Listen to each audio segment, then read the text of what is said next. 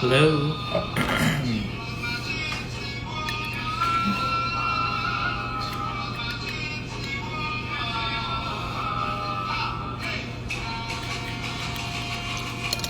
Hello, hello. Hi, Stephanie. Welcome, folks. We're just getting started here. We're going to wait till people start dropping in. Welcome. Hello. Opening the wines as we speak. That's really awesome. Be all excited? We've got a great lineup of wines. We've got a fantastic conversation ready. As soon as Antoine gets in, we'll... Oh, there it is.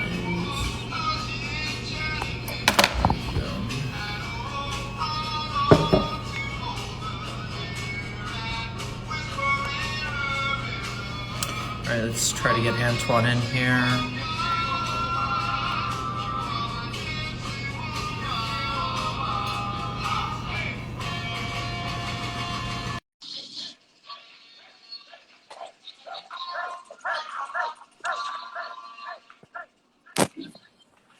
Antoine. Hey Nader, how are you? Hi, can you hear me? Yes, I'm well. How are you? I hear you really good. On you? Can you hear me? Yeah, perfectly. Where are you? At the moment, I'll just make a round so you can see. I'm in the garden of my mother, Wow. ready with my bottle, because Nice. the weather is really, really good today. It's some vineyard just next to my house. You can see the color of the flower of the leaf. They're Beautiful just starting to fall. Yep. And I just show you, I still got some muscat to pick. You can see them. No birthright is really good to eat during the interview. For some of our other viewers, could you just describe what do you mean by botrytis in this context? Yes, could be interesting. So you can see this one is really thin, really good, nothing really special. But when you look there, you can find a little kind of botrytis. So this kind of grapes there, on like this one turning to pink, they are just full of sugar. There you can see one really well. The last one, I stopped moving. It's just turning. The skin is starting to be really soft and full of sugar. You see there is really soft instead of this. And this is muscat. It's just a one plant for eating. Incredible. Well,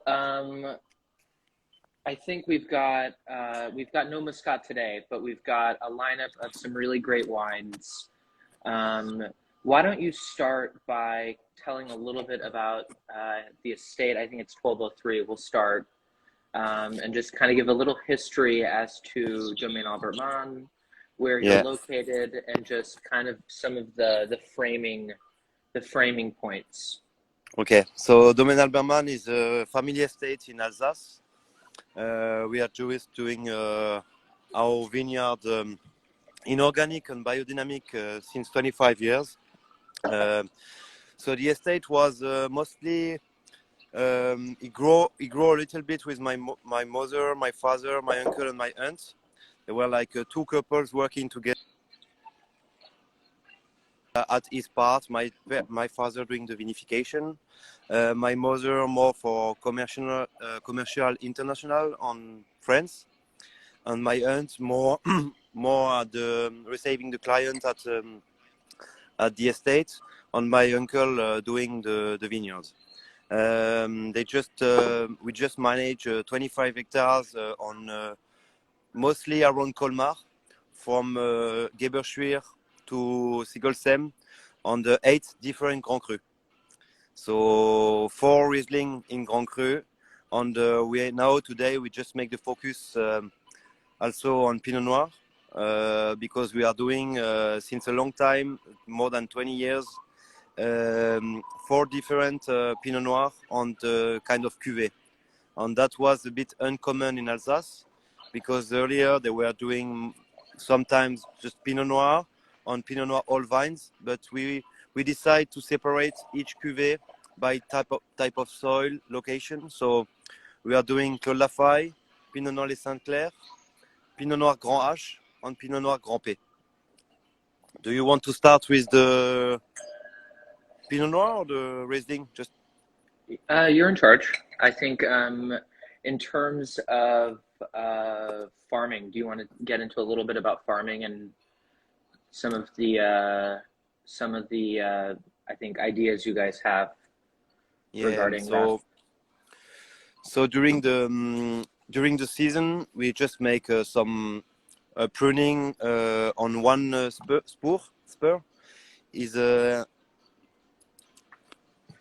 Is not a high quantity. We prefer to make a smaller quantity on taking care of the soil. Not only we work with how do you say this?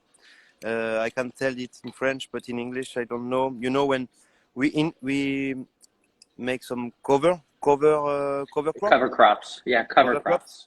Yep. We make some cover crops since now more than 10 years, just to not add some chemical nutrical.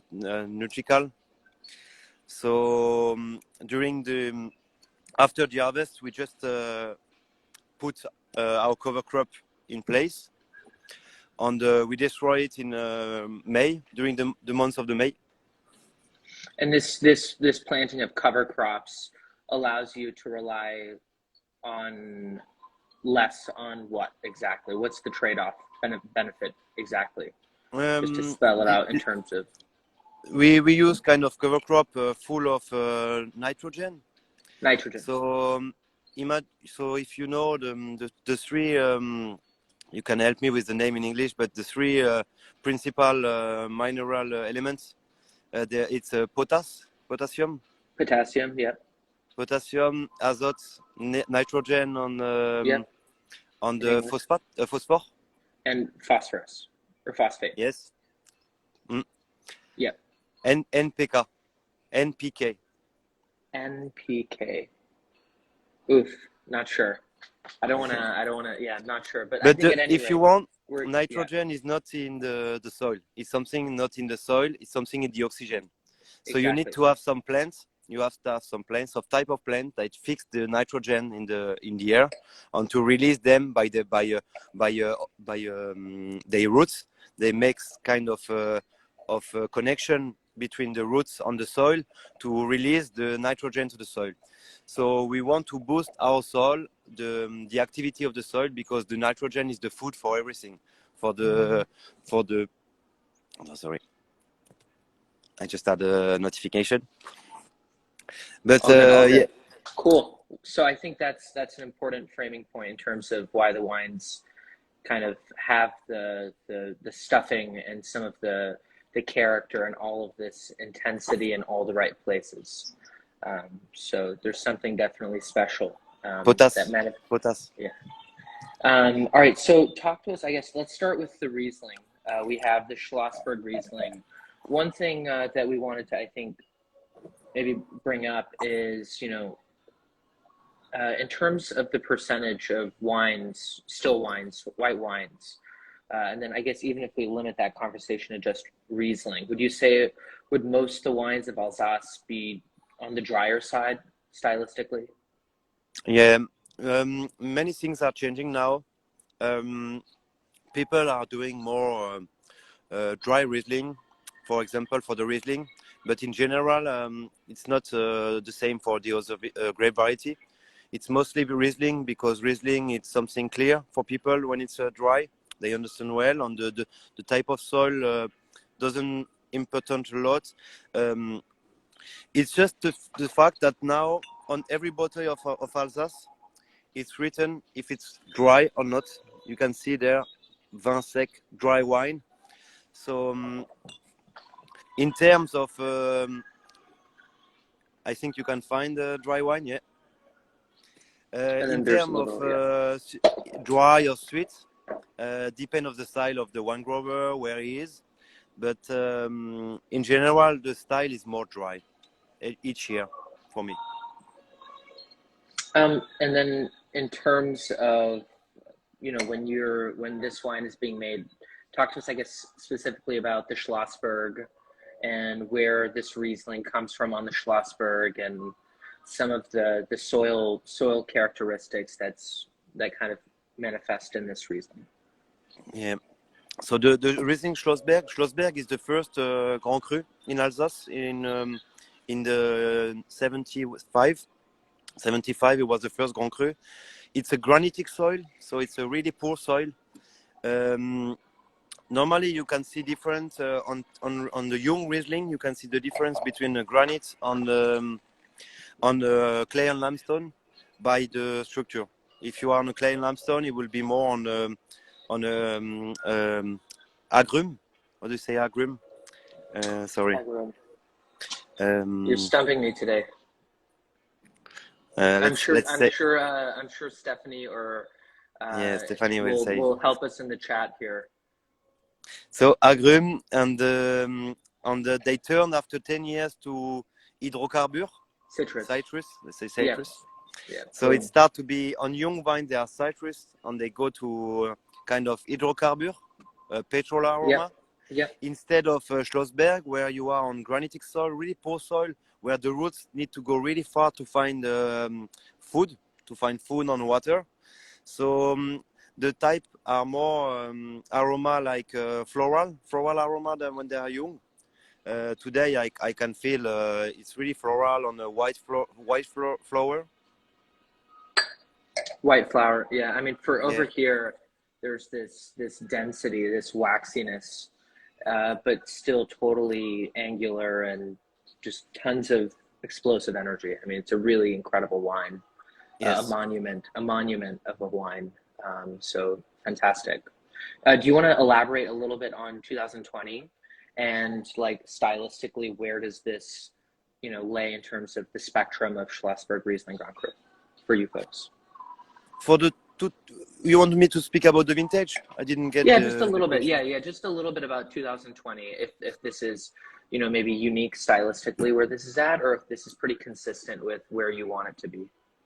2020 was really special vintage because of the lockdown. There was a huge lockdown in France where people would have not go out from March to July. During this season, the nature was really slow, really calm. We were really focused on our vineyard, so we managed to go really far in the work, eating the grass around each plant by hand to make no concurrence with grass. The vintage was quite dry, but finally we had some water at August, a really good water at the beginning of August that gave us a really perfect vintage. And in 2020 was the vintage where we separate all the young vines. So in this cuvée, you only have old vines, more than 20 years old. So from 20 years old to 45. Understood. And what are the yields for a good vintage on these older vines? On this kind of, it's really not this yield for all the estate. It's really only for Schlossberg. It's around, in a good vintage for us, it's around 20, 25. That's 25. Nuts. That's absolutely nuts. But that's very little. Our objective is not to make the lowest. No, it's to make obviously the best wine. The objective is to make the genetic of the soil, what the soil can give you, and get what it gave you. Got it. For respect for nature. Yep, that is very well put and contextualized. Well, beautiful wine. Thank you for the kind of the elaboration on 2020. Should we move to the red wines? Yes, we can. All right, so do you want to do the Hangst or the Grande H first, or do you want to do Clos de la Faye? No, we should start by Clos de la Faye. Okay. We should, but mine is not open yet. Let me just. Take your time.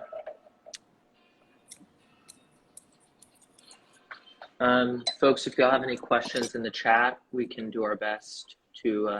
I just saw my father just made a precision about the yield in Schlossberg. It's a 28. 28, classic. Love the teamwork here in tandem.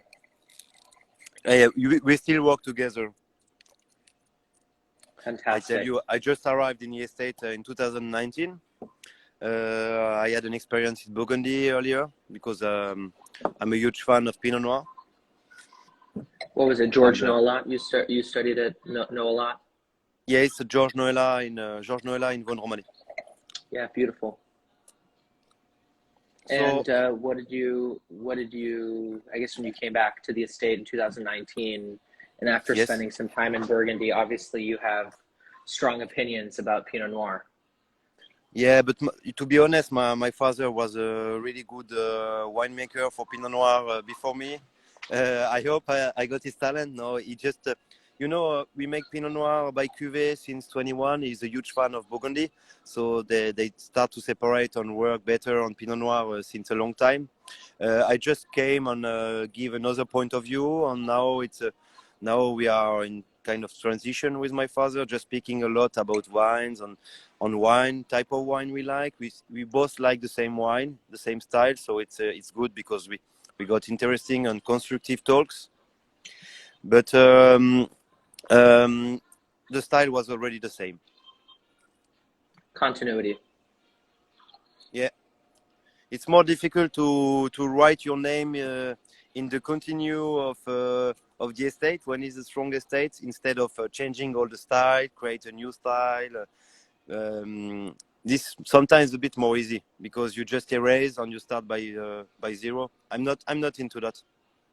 So and you don't have to. I mean, you have clearly the shared value and kind of image. Now, in terms of Clos de la Faye, what should we expect stylistically? Where is it located, and what are some key attributes or characteristics of Clos de la Faye? This wine you want me to speak about the terroir a little bit? Yeah, I think so. Just giving context as to where this site is. And, it's in Winsenheim near the Grand Cru Engst. It's a monopole, so we are the only producer to work on this terroir. It's rosy Vosges sandstone, kind of sandstone. So lots of iron. There is a lot of iron on this plot. In the middle, there is a big calcareous shingle of Muschelkalk. Muschelkalk is the origin of this limestone. I say calcareous, but limestone. And sometimes, because it's a faille, you understand the term faille? Elaborate, please. No. No, I do not. What is a faille? I'm just thinking what it can be, but I don't remember the. Maybe we can do what is a 5 for 500 points in the comments here, please. Fault, boom, winner. Yeah, so there is a fault. So sometimes you can find kind of rosy and white quartz. Yep. It's a protected area, biotop, Natura 2000. So it's an area where you can have protect lizard, kind of lizard protect, on some flower protect. It's an interesting spot. Fantastic. Let's taste the wine. It was a kind of lab for my father and my uncle because they plant 7 different origin of Massal on a little one of Clonal. So sometimes on dry vintage, it doesn't respond. All the plots are not equal. Some places are better on dry vintage. Some places are better on humid vintage. You understand what I mean? Yes, completely. Um, Now, one thing that I remember from our visit when we had tasted a bunch of Hankst wines when I came by in June, July, um, whole cluster, or at least partial whole cluster, is a part of what you guys do, at Yes. least in some of the wines. Is this also the case for the Clos de la Faye? Yeah, there is sometimes. It's not a recipe. It's not just every year the same. It's kind of Yep, feeling. So on 2019, we were around, I would say 30% of all cluster, all bench. fantastic. You get that aromatic spice, that Mm. kind of that lacquer and that complexity that marries with the fruit and the sous-bois and just like makes it Yeah, incredibly freaking elegant and seductive. And so it's very hard to not kind of yeah. want to put your nose in for another kind of go. And It's it's end harvesting in small box of 20 kilos. It's converted into wine according the principle of infusion more than extraction during around 10 to 15 days, not crushing the berries or crushing the grapes, just making the infusion on putting over some wine each morning in the night, sometimes twice a day. fantastic. Let's now, I guess, move to the Grand H or the Hangst, Yes. the most recent sixth I let man of you the tell. year, sixth man of the year turned MIP, exactly. the most improved terroir. Exactly. Um, Talk to us a little bit about that. So, for those, I guess, who don't know, I think, what was it, how many months ago that this was designated a new Grand Cru Yes. for Alsace for Pinot Noir, one of two sites, along with, what was it, Kirchberg de Bar was the other, but I might be wrong, so fake news. But at any rate, No, no, I no, no. think It's good. I was. that is good. Oh, okay, I was worried. All Yeah, right. it's good. So, It's good. at any rate, tell us a little bit about this site. If I recall, you said it was like, what, 55 hectare, the Hangst, The in angst is terms of about plantable? 50. Yes, 50, 55. It's but in red, it's a small proportion because people didn't plant so much red in the old time because it was not Grand Cru. It's a bit special for us to have all plots because AlbertMann just planted in during the 70s or the 60s. Sorry, Stephanie. Kirchberg de Bar on the Anxious. Sorry. This one is you can see it's a kind of same aroma, but really more deep. You go deeper in the structure, in the intensity of aroma. It's more. It's more Is it iron? Is there a higher propensity of iron here? less It's like than kind the of Clolafai. Less than really, Clolafai. Yes. this feels a little sanguine. I mean, I'm getting like much more, this feels a little bit more delicate. Here it's 15% new oak on the 40% of wall grape, wall bunch. How do you say it? I never know. Wall bunch. Whole bunch, whole cluster, it's all the same. Um, and now, I mean, we could obviously talk about this for another hour at another later date, but I know one quick thing you had mentioned earlier is that your dad had some serious missile selection done for at least Clos de la Faye. The biotype or the genetic kind of type for the Hanks, is it similar to Clos de la Faye or different? Yes, because we plant a lot of cuvée. We plant a lot of parcel the last 10 years on the all the young vines are massal selection from old plots. We got a selection of Claude des Epneaux also, but not in the age was in Claude Lafay. On the Claude des Epneaux is a monopole of Contarmant. Really old vines. There is some selection of Germany also, prephyloxeric vines. More than prephyloxeric vines made by Maurice. My uncle went to Germany to make this selection. That's incredible. That's so cool. Well, I think we've got a couple more minutes. Is there anything you want to maybe finish on or bring up in context of these two Pinot Noirs that we've tasted, and sort of where you see Alsace heading in terms of red wine production? Yeah, it's interesting because people are understanding now that we can make. I mean, even the producer in Alsace, they just figured out that it's possible to make great Pinot Noir. But the most important is not to plant vines, is to plant Pinot Noir on right spots.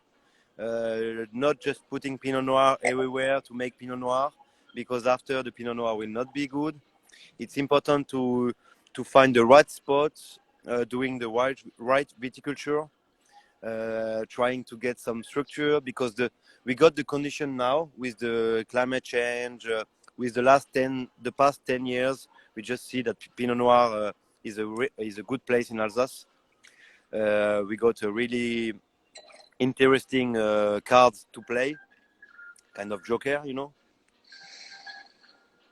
On I'm sorry, but when you got this, you understand that it will age for more than 10 to 15 years.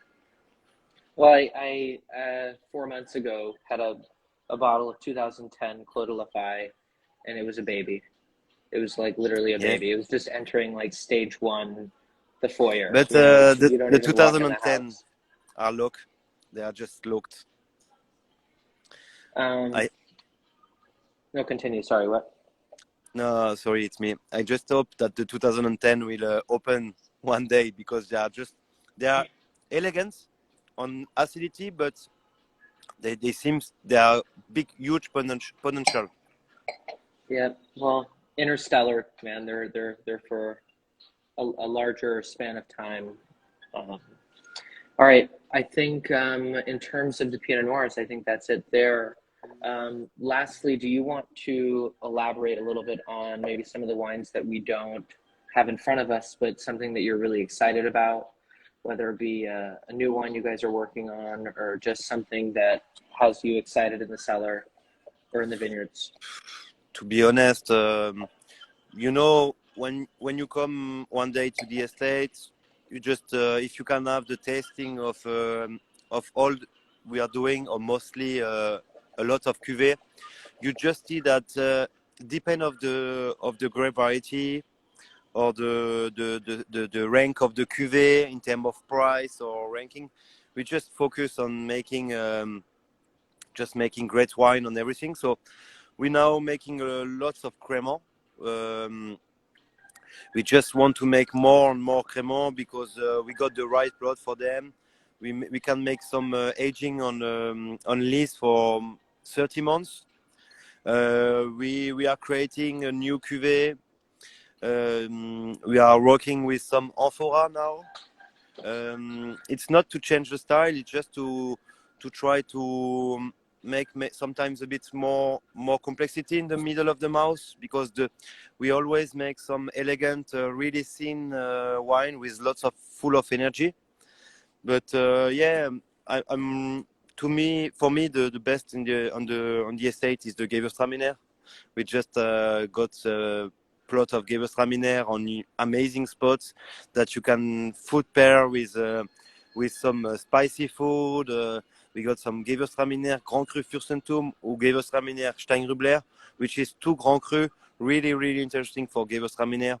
You don't have the varietal aroma, really not beautiful. It's a thin aroma with a big complexity in mouth. there is a little bit of residual sugar, but in terms of acidity, we are really high. You are not disturbed by the sugar. It's just a complete and interesting wine. You know, That sounds incredible. I enjoy. Stephanie had pointed out, I can't wait to try it and eat Thai food. Now, in terms of pairing, what would you kind of think in terms of pairing the wines we tried today, the Riesling Schlossberg, and then the Clos de la Faye and Grand Hanks Pinot Noir? Um, do you want to propose something on white, Nadia? Yeah, sure. Why not? Yeah, I mean, for me, I live in Boston, Yes. and so we have some of the world's best oysters in the world. We Yes. are very, very, very famous for our oysters. And, I would love to have, oysters on the half shell, order a bottle of Schlossberg, and, Yeah. maybe have like some crudo or something just really delicate, because I think this would amplify things that whisper. Because the wine is just like ready to shout. Yeah. No, it's true that for something from the ocean, fish food, you just can find a really perfect food pairing. Oh, totally. Um, Even a lobster roll, for Christ's sakes. When you come to Boston, we'll put it to the test. and I'm sure the day I come to Boston, we will have a dinner together. Yeah, and maybe a Celtics game. Yeah, on Celtics game. Yeah, I'm sure. All right, you Are take the you? Pinot Noirs. You take the Pinot Noirs. Yes. Me, Pinot Noir, it's just simple. I love Pinot Noir with a really, a piece of beef grilled, fried potatoes, some green bean, maybe. You can food, the Burgundy stew beef. Yeah, of course, beef bourguignon. For me, the Grand Age can really food for this kind of food because it's a bit it's oven, it's in the oven. It's cooked, not grilled, more long time. Your dad's. How do you Ville is beau. Yeah. That's what you're. Yeah. I'm always Yeah. me when I'm speaking about red. I'm just want to. My father just said Ville at the same time. I just want to always make the pairing with a beef. Just need beef or meat in general for red. Perfect. Morel mushroom. Yeah, of course. Morels. Imagine just a veal chops on the morel mushroom with this maybe the Clos de la Faye. The Clos de la Faye will pair because it's less intense, less deep than the Grand Age. So maybe the veal will match really well. Perfect. Well, lucky for you, it's what, 6:30 over there? Yeah, it's 6:32. Yeah, it's 12:30 for me. So I have 7 hours till dinner. But you, on the other hand, you're close. So Yeah, but to be honest, today it's my birthday. oh my God, happy birthday. Yeah, so Incredible. I used to work all the day of my birthday. So after I visit a friend, they just prepare me they just prepare me a dinner. On my partner said, I prepare some nice dinner. We just hang out because it's Monday. So Monday you don't want to make a big party. I was yesterday in Paris for the day Nice. for Nice. making a pole with only Burgundy wine growers. Nice. There were just 30 names on the list. There were 30 names of Burgundy estates, and there were 3 names of VIP: AlbertMann, Chartreuse, and Pierre Neigeon. Was the 3 estates invite out Nice. of Burgundy. So Pas that mal, was pas a mal. bit funny. Awesome. That's Yeah. awesome, man. Thank That's you, freaking dope. Well, everybody.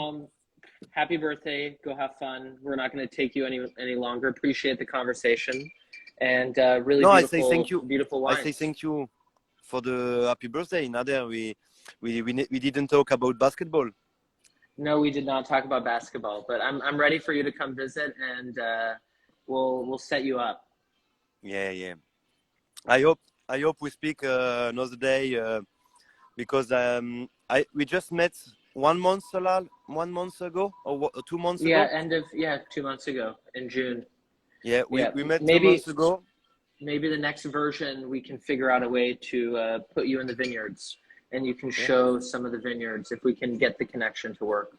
But I appreciate the time. I think that wraps Thank it you. up.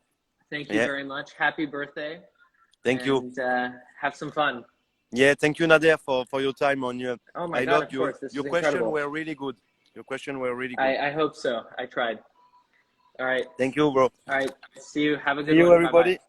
Bye. All right. Thank you, guys. Thank you, everybody, for participating. That wraps up Lunch with Alsace, and have a good one. Thank you all to tuning in. Until the next one. Stephanie, can you remind me, please, when the next one is, please, in the chat, so I can plug it in here.